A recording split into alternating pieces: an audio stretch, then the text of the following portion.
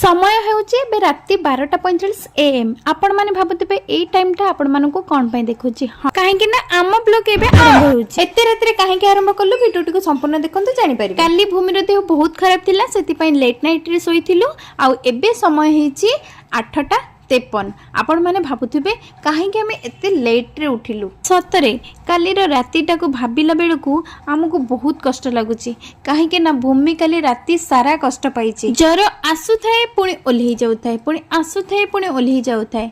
आ जानि जंती जर मेडिसिन तो हमें गोटे पर एमती खाइबानी जरर पुणी मेडिसिन खाइबार गोटे तो समय अछि 6 घंटा रे थरे पिला मानकु दबा उचित आ आमे माने भी खाइबा दरकार। हेले से जर हमकु एते हैरान कर देला सीधा नै गेला राति 4:30 पर्यंत। जेहेतु काली 4:30 5टा रे सोइलु आउ आमे कोन जल्दी उठी परिबु ସେଥିପାଇଁ ହେଇଗଲା ସକାଳ 9ଟା। ସକାଳ ଉଠିବା ମାତ୍ରେ ମୁଁ ମୋର ସକାଳର ସବୁ ନିତ୍ୟକର୍ମ ସାରିଲା ପରେ ମୁଁ ଜମା ବି ଲେଟ୍ ନ କରି ଭୂମିକୁ ନେଇଗଲି ଡକ୍ଟରଙ୍କ ପାଖକୁ। ଆଉ ଜାଣିଛନ୍ତି ଭୂମି ରାସ୍ତାରେ ଗଲା ବେଳେ ଭୂମିକୁ ବହୁତ କଷ୍ଟ ହଉଥିଲା। କହିଲା ମାମା ମତେ ବହୁତ ୱିକ୍ ଲାଗୁଛି ମୋ ମୁଣ୍ଡ ବୁଲଉଛି ମୁଁ ଯାଇ ପାରିବିନି। ଫାଇନାଲି ଆମେ ଯାଇକି ଡକ୍ଟରଙ୍କ ପାଖରେ ପହଞ୍ଚି ଗଲୁ ହେଲେ ଦେଖିଲା ବେଳକୁ ସେଠି ବହୁତ ଭିଡ଼। ଶେଷରେ ଆମ ନମ୍ବର ପଡିଲା ଆମେ ଦେଖିଥିଲୁ ଭଲରେ ଭଲରେ ଡକ୍ଟରଙ୍କୁ ଆଉ ତାପରେ ଡକ୍ଟରଙ୍କୁ ଦେଖି ସାରିଲା ପରେ ସିଧା ଆସି ପହଞ୍ଚି ଗଲୁ ଘରେ।